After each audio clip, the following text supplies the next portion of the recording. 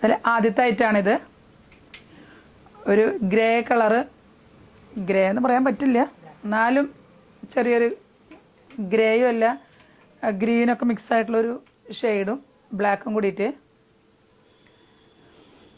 Silk ഓർഗൻസയാണ് ഇതിൻ്റെ material. Silk organza നല്ല flowy ആയിട്ട് കിടക്കുന്ന ഒരു മെറ്റീരിയലാണ്.